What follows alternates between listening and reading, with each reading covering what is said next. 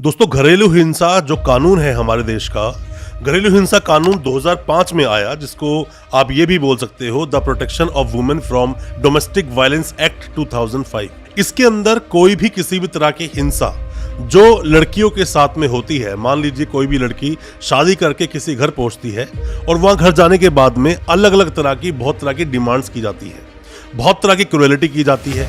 वो क्रूएलिटी चाहे गाली देने से हो, ताने मारने से हो, या फिर मारना पीटना हो, उस लड़की को फिजिकली असॉल्ट किया गया, ताने मारते हैं, या फिर कई बार ऐसा होता है जैसे कि माँ बनने में कुछ विलम्ब होता है, लेट होता है, उसके अंदर भी ताना मारा जाता है। ऐसे बहुत सारी चीजें होती हैं जिसमें कि अगर कोई ऐसा आपके साथ करता है, आपने शादी की, शादी करने के बाद में ससुराल जाते हैं, ससुराल जाने के बाद में अलग अलग तरह से ताने आपको सुनने को मिलते हैं, या किसी भी तरह से दहेज की डिमांड की जाती है। दहेज की डिमांड ना भी की जाए तो भी ऐसी बहुत सारी क्रूएलिटीज होती हैं जो आप लोग सोचते हैं ये तो आम बात है। आम बात ही कल फ्यूचर में जाकर बहुत बड़ा रूप ले लेती है, वहां पर आत्महत्या तक करनी पड़ जाती है उस लड़की को। ऐसे मामलों में क्या क्या है आपके अधिकार और क्या कहता है अपने देश का कानून, जो कि डोमेस्टिक वायलेंस के नाम से आप जानते हैं, एक्ट आया 2005 में। इसमें सभी तरह के आपको सॉल्यूशंस दिए गए हैं।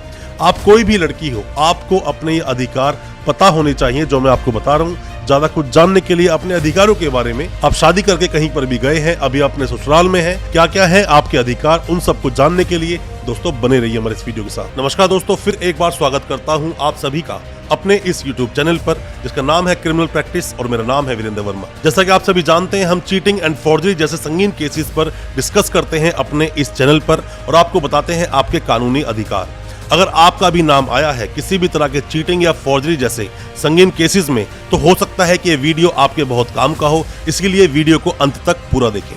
दोस्तों, हालांकि क्रिमिनल केसेस पर मैंने बहुत सारी वीडियोस बनाई हैं, बहुत बार आपके अधिकारों को आपको बताया है। आप कोई भी लॉ स्टूडेंट हैं, या फिर कोई भी नए वकील साहब हैं, या फिर आप कानूनी जानकारी लेना चाहते हैं, या फिर इसी तरह का कोई केस आप पर लगा है, मतलब आप कोई भी जेंट्स हो सकते हैं, या फिर आप वो लड़की हैं जो किसी घर में रहती हैं और आपको इस तरह की समस्याओं का सामना करना पड़ रहा है। दोस्तों, होता क्या है, शुरुआती दौर पर जब देखा जाए, जब ये मामले होते हैं और कंप्लेंट करती है लड़की अपने घर वालों को, या कंप्लेंट करती है किसी भी जानकार को, सगे संबंधी को, अगर आप उसको हल्के में ले लेते हैं और उस पर एक्शन नहीं करते हैं, तो आगे जाकर अगर उसी लड़की ने किसी भी तरह से अगर सुसाइड कर ली, या उसको मार दिया गया, या किसी भी तरह से उसकी मृत्यु हो जाती है 7 साल के अंदर, तो यहाँ पर पिक्चर में आता है 304B, दहेज हत्या का मामला ऐड हो जाता है। और दहेज हत्या का मामला जैसे सामने आता है तो उस व्यक्ति को सीधा उठाकर जेल में डाल दिया जाता है। जेल भेज देते हैं उस व्यक्ति को, उसकी आसानी से बेल भी नहीं होती, क्योंकि कंप्लेनेंट जो होते हैं खुद लड़की घर वाले होते हैं। और अगर आप कोई लॉ के स्टूडेंट हैं, या फिर अभी अब नए वकील साहब हैं, तो 304B को आप 113B के साथ पढ़ सकते हैं, इंडियन एविडेंस एक्ट 1872। आपको बहुत अच्छे से समझ आएगा क्या क्या है आपके अधिकार। आप शादी करके जाते हैं किसी भी घर में, बहुत सारे हालांकि आपके अधिकार हैं। सबसे पहले जो जरूर आपको जानना चाहिए, बहुत सारी जो फीमेल जो देखती हैं हमारी वीडियोस को सवाल पूछते हैं कि सर, मान लीजिए अभी आप मदर नहीं बन पा रहे हैं, या फिर बच्चा आपको नहीं हो रहा है, और लगातार आपका परिवार, मतलब जो ससुराल वाले हैं, प्रेशर आपको करे जा रहे हैं बार बार, और धमकी देते हैं कि हम लड़के की दूसरी शादी करा देंगे। तो मैं आपको बता दूं, आप उनको भी बता देना अगर थोड़ा सा भी वो लोग पढ़े लिखे हैं। Article 21 life and personal liberty, या फिर शारीरिक स्वतंत्रता का जो अधिकार है, जो आपका मौलिक अधिकार है, फंडामेंटल राइट है, जिसको आपसे कोई नहीं छीन सकता, जिसका गारंटर है खुद सुप्रीम कोर्ट।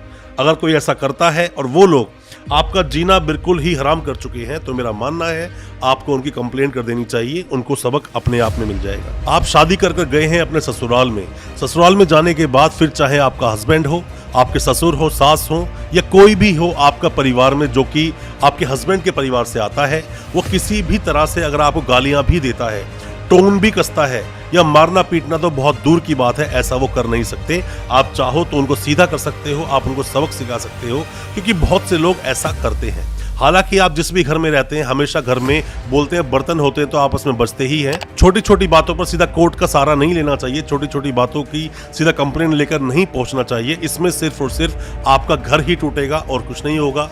कुछ साल तक केस चलेगा, बाद में कॉम्प्रोमाइज हो जाएगा, और बाद में एक बार जब धागा टूटता है, गांठ लग ही जाती है। बेहतर है अपने घर को आप संभाल कर चलें।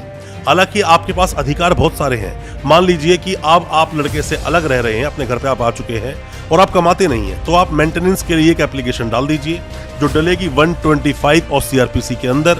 और यहाँ पर आप जो गुजारा भत्ता जिसे आप बोलते हैं, यहाँ पर मेंटेनेंस देना होगा उस लड़के को जितनी वो कमाई करता है। मैं आपको एक बात और बता दूं, अगर वो ऐसा बोले कि मैं तो कुछ कमाता ही नहीं हूँ, क्योंकि जब भी ऐसे केस चलते हैं अक्सर लड़के सबसे पहले यही पैतरा अपनाते हैं कि नौकरी छोड़ देते हैं या फिर अपनी नौकरी से जो सैलरी आती है, उनके बिजनेस से कुछ पैसा मिलता है, उसको छुपाना शुरू कर देते हैं। ऐसा नहीं है।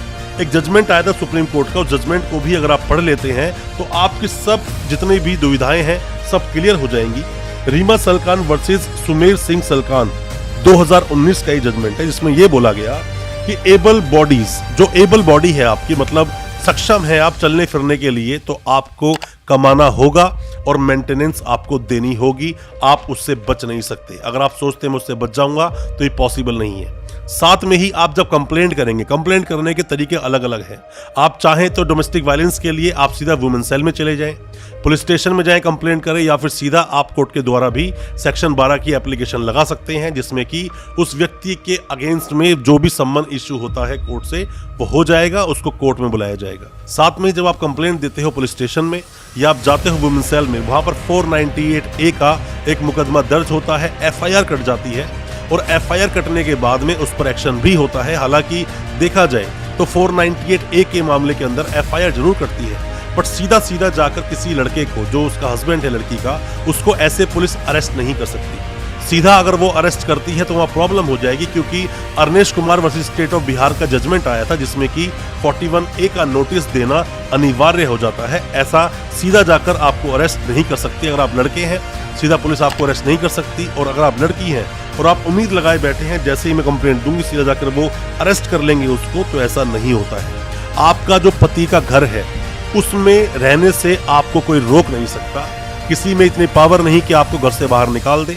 आप वहां रहिए। अगर पति आपसे बात नहीं करता है तो कोई भी सेपरेट रूम ले लीजिए उसी के अंदर, आप उसमें रहिए, बट वहां से जाने की आपको जरूरत नहीं है, ऐसे वो आपको निकाल नहीं पाएंगे। हालांकि टॉर्चर कई तरह के होते हैं। पहले कंप्लेंट बहुत तरह की आती थी, मारने पीटने कंप्लेंट आया करती थी, किसी गाली वाली देना ये एक अलग चीज थी।